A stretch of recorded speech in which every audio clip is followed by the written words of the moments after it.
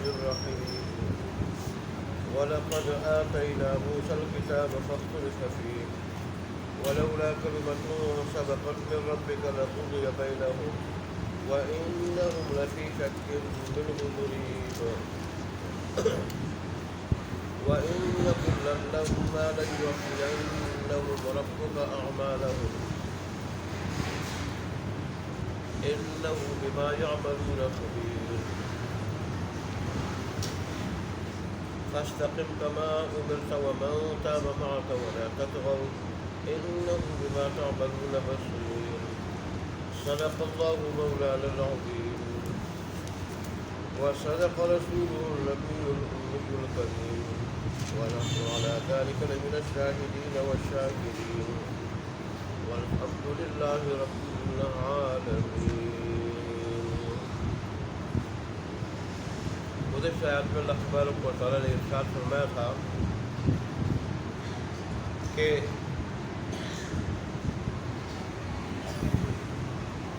بغاوت کا برا انجام صرف سابقہ اقوام کے ساتھ خاص نہیں تھا،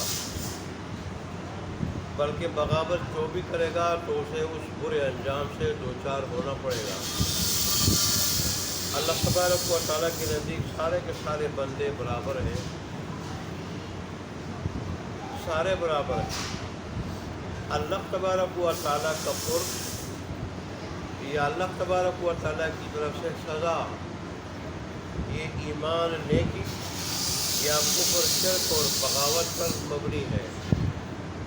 اگر بندے ایمان قبول کر لے اور ایمان کے تقاضے کے مطابق نیک اعمال انجام دے تو اللہ کے مقرب ہیں، اور اگر وہ ایمان کے بجائے کفر شرک کو اختیار کرے، نیکی کے بجائے وہ بغاوت کو اختیار کرے، تو پھر ظاہر ہے ایسے لوگ اللہ کی رحمت سے اور اللہ تبارک و تعالیٰ کے قرب سے محروم ہو جاتے ہیں، اور ایسے لوگوں کو اللہ دنیا آخرت دونوں میں سزا دیتا ہے۔ دنیا میں تو اللہ ان سے سکون لے لیتا ہے، اگر ظاہری عذاب نہ بھی آئے، ظاہری عذاب نہ بھی آئے، بغیر وہ بنگلوں میں رہتے ہوں، کاروں میں گھومتے ہوں، پیسوں والے ہوں، شہرت والے ہوں، لیکن دل کی دنیا ان کی تباہ ہوتی ہے۔ دل کا سکون اور دلی اطمینان، دلی خوشی، یہ اللہ تبارک و تعالیٰ کے دین میں ہے۔ اور کبھی ظاہری عذاب بھی آ جاتے ہیں لوگوں پر، اور ظاہر ہے پھر آخرت کا عذاب ہوتی ہے، وہ تو یقینی ہے، وہ تو مل کے رہتا ہے۔ دنیا میں اللہ کبھی مصلحت حکمت کے مطابق گر بھی دے رہتا ہے، مہلت دے رہتا ہے، لیکن آنکھ بند ہوتے ہی سزا شروع ہو جاتی ہے۔ پھر اللہ تبارک و تعالیٰ نے ایسے لوگوں کا اخروی انجام ذکر فرمایا تھا کہ یہ جہنم میں ہوں گے اور وہاں گدھے کی طرح چیخیں گے اور چلائیں گے، کبھی اونچی آواز سے اور کبھی آہستہ آواز سے۔ برس یہ گزشتہ آیات کی کچھ کارگزاری تھی مختصر۔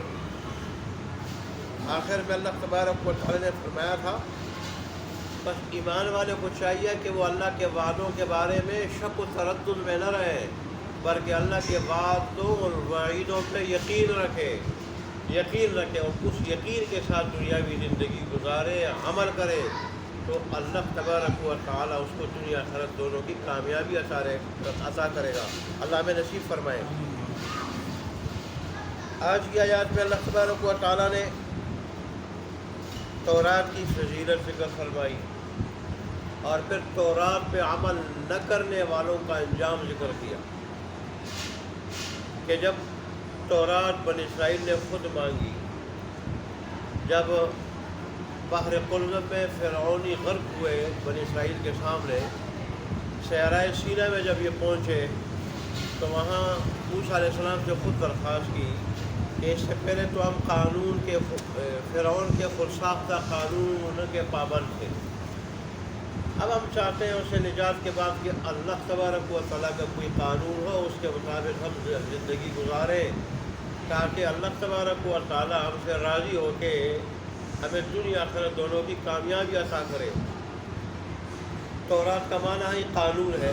موسیٰ علیہ السلام نے اللہ تبارک و تعالیٰ سے دعا مانگی، اللہ تبارک نے فرمایا کہ کوئی دور پہ جاؤ، اعتکاف پہ بیٹھو، روزے سے رہو، تمہیں مطلوبہ کتاب مل جائے گی، قانون مل جائے گا۔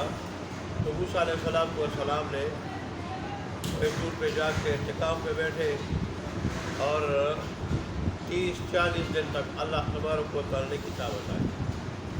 اس کے بعد پھر کسی نے مانا، کسی نے نہیں مانا، کسی نے مانا، کسی نے نہیں مانا، تو اس کے نتیجے میں اور پھر مختلف تعویلات کی،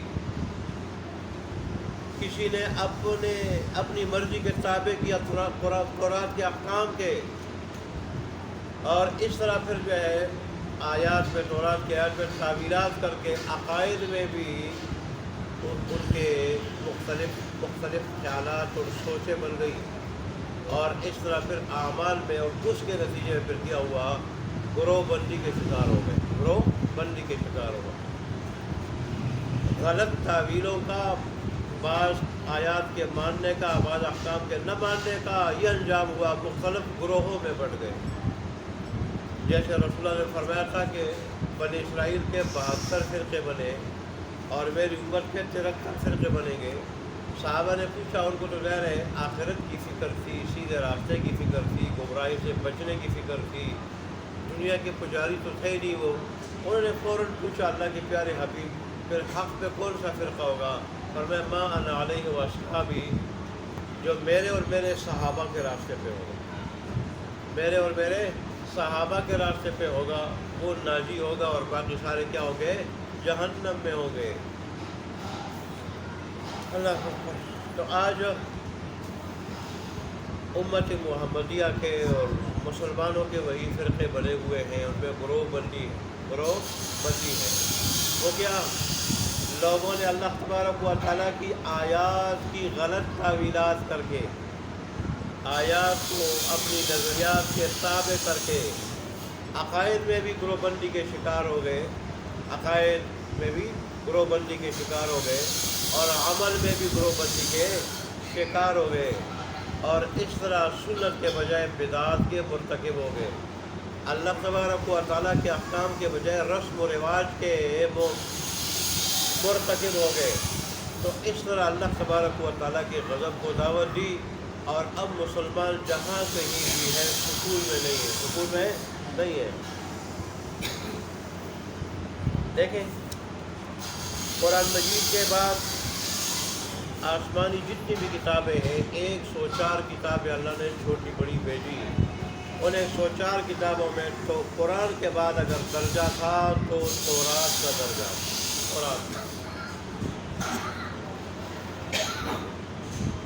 اس میں بھی اللہ تبارک و تعالیٰ نے نظام خلافت کی ہدایات دی تھی، اور انفرادی اور اجتماعی زندگی کے بڑے جامع معنی قوانین دیے تھے، لیکن ان بدبختوں نے اس کا برا حشر کیا۔ تورات عبرانی اور سریانی زبان میں نازل ہوئی، لیکن آج اس زبان میں موجود نہیں ہے، جس زبان میں نازل ہوئی اس زبان میں موجود نہیں۔ یہ قرآن کا خاصہ ہے کہ جس زبان میں نازل ہوا، جس لہجے میں نازل ہوا، جس طرح میں نازل ہوا، جن الفاظ کے ساتھ نازل ہوا، اس سب کے ساتھ آج بھی معقول۔ ہمارے بعض علماء جب باہر ملک کے پادریوں سے مناظرہ ہوا، وہ کہنے لگے ہماری تورات پر حق ہے، بائبل پر حق ہے، تو ان علماء نے کہا قرآن پر حق ہے۔ تو علماء نے کہا کہ چلو ہمارا قرآن جس زبان میں نازل ہوا اسی زبان میں آج بھی موجود ہے، تمہاری تورات جس زبان میں نازل ہوا، تمہاری انجیل جس زبان میں نازل ہوئی، تو اس زبان میں اپنی تورات بھی دکھاؤ، انجیل بھی دکھاؤ۔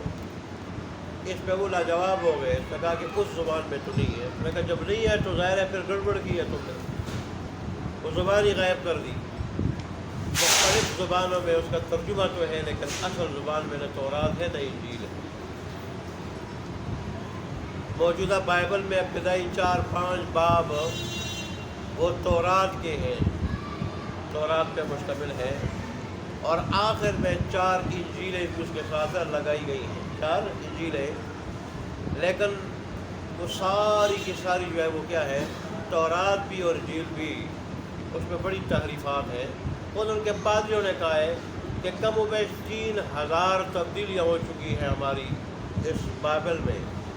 یہ قرآن ہے جو اللہ تبارک و تعالیٰ نے اس کو غلطیوں سے بچائے رکھا ہے، اور آج تک دنیا کی کوئی طاقت جو قرآن کی ایک آیت کو غلط نہیں قرار دے سکی۔ میں نے جیسے پچھلے کسی درس میں کہا تھا کہ امریکہ کے اندر کمپیوٹر کا ایک بڑا ماہر آدمی، اس نے ہر کتاب کی غلطی نکالی، ہر کتاب کی، ہر زبان کی اور ہر چیز کی غلطی نکالی۔ اس نے مسلمانوں کے بڑے بڑے علماء کو اکٹھا کیا، جب قرآن کو اس میں ڈالا گیا تو قرآن کی کوئی غلطی نہ نکال سکا وہ کوئی۔ اللہ اکبر، اللہ نے ہمیں ایسی کتاب دی ہے، لیکن کاش آج مسلمانوں نے بھی اس کے ساتھ تورات والا سلوک کیا۔ تورات والا، ہمارے جو حکمران ہیں وہ قرآن مجید کے قوانین کے بجائے گوروں کے قوانین کے پیچھے چلتے ہیں اور انہی کو نافذ کرتے ہیں اور انہی کی خوشنودی کی فکر میں لگے رہتے ہیں، حالانکہ اس قرآن پہ عمل کرتے ہوئے مسلمان آدھی دنیا کے حکمران بنے تھے، آدھی دنیا، اور ایسی کامیاب حکومت تھی کہ کوئی زکوٰۃ لینے والا نہیں رہا تھا۔ اللہ تبارک و تعالیٰ کی رحمتیں بھی ایسی متوجہ ہوئی تھی کہ رات کو بارشیں ہوتی اور اس سے زمینیں سیراب ہوتی، تو دن کو سورج نکل آتا، مسلمان اپنے کام کاج میں لگے رہتے۔ جب مسلمان بندہ اللہ کا بن جائے اور حقیقی مسلمان بن جائے تو پھر اللہ تبارک و تعالیٰ کی نصرتیں بھی، غیبی نصرتیں بھی اس کی طرف جو ہے وہ آتی ہیں۔ اللہ ہمیں ایسا مسلمان بنا لے۔ اللہ نے اب تورات کا جو ذکر کیا کہ اس میں لوگوں نے اختلاف کیا، کسی نے مانا کسی نے نہیں مانا، کسی نے تعویلات کی، پھر گروہ بندی کے شکار ہو گئے۔ مقصد کیا تھا کہ ہم اس سے بچ جائیں، جتنا اللہ چاہتے تھے ہم بچ جائیں، اتنے ہم کیا ہو گئے، شکار ہو گئے۔ اللہ تبارک و ہمارے حال پہ رحم فرمائے۔ پھر اللہ تبارک و تعالیٰ نے فرمایا کہ دیکھو، اگر قرآن پہ عمل نہ کرتے ہوئے میری طرف سے سزا نہ آئے تو غلط فہمی میں نہ رہنا کہ ہم کو یہ ٹھیک راستے میں ٹھیک کام کر رہے ہیں۔ دنیا میں مہلت دینا یہ بھی میرا قانون ہے، میں مہلت دیتا رہتا ہوں۔ میں نے پہلے سے ایک بار طے کی ہے بندوں کے بارے میں کہ میں جلدی پکڑوں گا نہیں، مہلت دیتا رہوں گا، جیسے میں نے تورات والوں کو جلدی پکڑا نہیں تھا۔ دیکھ لیں، وَلَقَدْ آتَيْنَا مُوسَىٰ الْكِتَابَ، اور البتہ تحقیق دی ہم نے موسیٰ علیہ السلام کو کتاب تورات، فَاخْتُلِفَ فِيهِ، بس اس میں اختلاف کیا گیا، کسی نے مانا کسی نے نہ مانا۔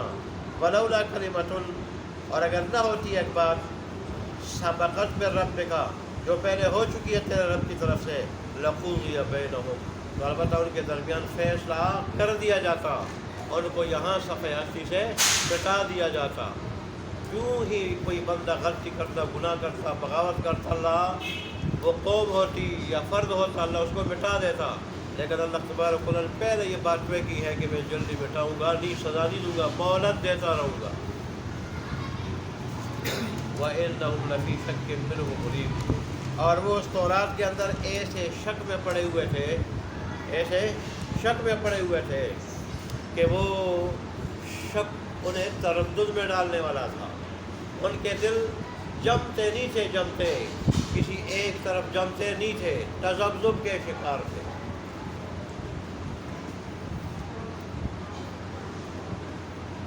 آگے وَإِنَّ كُلًّا لَمَّا، اور بے شک ہر ایک کو، لَيُوَفِّيَنَّهُمْ، البتہ پورا صلہ دے گا رب کا، تیرا رب، اعمالہم، ان کے اعمال، ہر ایک کو اس کے اعمال کا پورا صلہ اللہ دے گا۔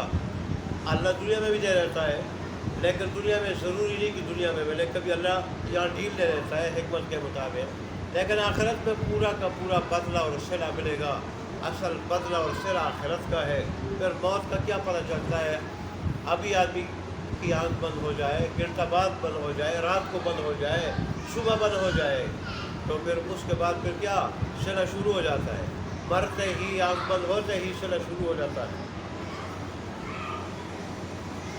انہ بما یعملون خبیر، بے شک اللہ تبارک و تعالیٰ جو کچھ وہ بندے عمل کرتے ہیں ان اعمال کی پوری خبر رکھنے والا ہے، پوری خبر رکھنے والا ہے۔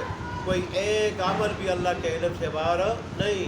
انسان کے لمحہ لمحہ کو جانتا ہے، اندھیرے میں کوئی کام کرتا ہے، روشنی میں کرتا ہے، درخت کے نیچے کرتا ہے، پیچھے کرتا ہے، پتھر کے پیچھے کرتا ہے، کمرے میں کرتا ہے، اللہ ہر ایک جانتا ہے۔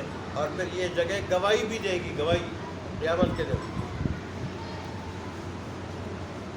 فاستقم کما امرتا، پھر اللہ تبارک و تعالیٰ نے اپنے حبیب کو اور مسلمانوں کو یہ حکم دیا استقامت کا۔ کس چیز پر استقامت کا؟ دین پہ استقامت کا، دین پہ استقامت۔ اولیاء اللہ کا مقولہ مشہور ہے کہ الاستقامت فوق الکرامہ، استقامت کرامت سے بڑھ کر ہے، کیونکہ کرامت کہا جاتا ہے خرق عادت کے خلاف، معمول کے خلاف، کسی عمل کے ظاہر ہونے کو، کسی کام کے ظاہر ہونے کو۔ اور یہ چیز تو کبھی غیر مسلم سے بھی ظاہر ہو جاتی ہے، خلاف عادت کام، خلاف عادت کام، خرق عادت اور کام غیر مسلم سے بھی ظاہر ہو جاتی ہے، جس کو کیا کہا جاتا ہے؟ استدراج کہا جاتا ہے۔ تو اصل چیز جو ہے نا، اصل چیز ٹھیک ہے، ولی سے ظاہر ہو اس کو کرامت کہا جاتا ہے، ولی سے ظاہر ہو اس کو کرامت کہا جاتا ہے، لیکن اصل یہ نہیں۔ کرامت سے بڑھ کر جو چیز ہے وہ استقامت ہے۔ وہ کیا ہے؟ وہ استقامت۔ لوگ جو ہے وہ کرامت کے پیچھے پھرتے ہیں، اور جب کرامت دیکھ لیتے پھر غلط فہمی کے شکار ہو جاتے، بعض اوقات ولی کو جو ہے نا غلو کرتے ہوئے خدا کے درجے پہ پہنچا دیتے۔ اللہ تبارک و تعالیٰ ہمارے حال پہ رحم فرمائے۔ معجزہ اور کرامت دونوں یہ نبی اور ولی کے افعال نہیں، یہ رب کے افعال ہے۔ نبی اور ولی کے ہاتھ میں ظاہر ہوتے ہیں، لہذا جب اللہ چاہتا ہے تو ظاہر ہوتے ہیں، اور جب اللہ نہیں چاہتا تو پھر ظاہر نہیں ہوتے۔ اللہ نے قرآن میں اپنے حبیب سے کئی جگہ پہ کہلوایا، جب لوگوں نے منہ مانگا، معجزہ مانگا، ان سے کہہ دو کہ معجزہ ظاہر کرنا میرا کام نہیں، اللہ کا کام ہے۔ میرا کام ہے حق بیان کرنا، اللہ کا پیغام پہنچا دینا۔ تو اس لیے دین پہ قائم رہنا، دین پہ صحیح طور پہ دین پہ قائم رہنا، اس کو استقامت کہا جاتا ہے۔ رسول اللہ صلی اللہ علیہ وسلم خود فرمایا کرتے تھے، بعض روایت پہ آتا ہے، جس ترمذی کی روایت پہ ابو بکر صدیق رضی اللہ عنہ، بعض اور صحابہ نے پوچھا، اللہ کے پیارے حبیب آپ بوڑھے ہو رہے ہیں، بال سفید ہو رہے ہیں، کیا بات ہے؟ تو رسول اللہ نے فرمایا شیبتنی ہود والمرسلات والواقعہ، کہ مجھے سورہ ہود نے اور سورہ مرسلات نے اور سورہ واقعہ نے اور سورہ نبع نے، ان صورتوں نے مجھے بوڑھا کر دیا۔ کیوں؟ ان میں قیامت کے احوال ہے، ان کو دیکھ کے، یا سابقہ امتوں کے احوال ہے انہیں دیکھ کے، اپنی امت کی فکر نے مجھے بوڑھا کر دیا۔ اور کئی رسول اللہ نے یہ بھی ارشاد فرمایا کہ یہ جو آیت ہے سورہ ہود کی، فاستقم کما امرت، اس نے مجھے بوڑھا کر دیا۔ یہ بڑا سخت حکم ہے، اللہ کے حبیب سے بڑھ کر دین پہ مستقیم کون ہو سکتا ہے؟ لیکن اللہ تبارک و تعالیٰ کے حبیب پہ اللہ کی خشیت غالب تھی، باوجود اس کے کہ آپ مکمل مستقیم تھے، لیکن پھر بھی آپ اس اندیشے میں رہے کہ شاید جیسے اللہ تبارک و تعالیٰ کے دین پہ مستقیم رہنے کا حق تھا، ایسا شاید میں ادا نہ کر سکا۔ تو اس فکر نے رسول اللہ کو کیا کر دیا تھا؟ بوڑھا کر دیا تھا۔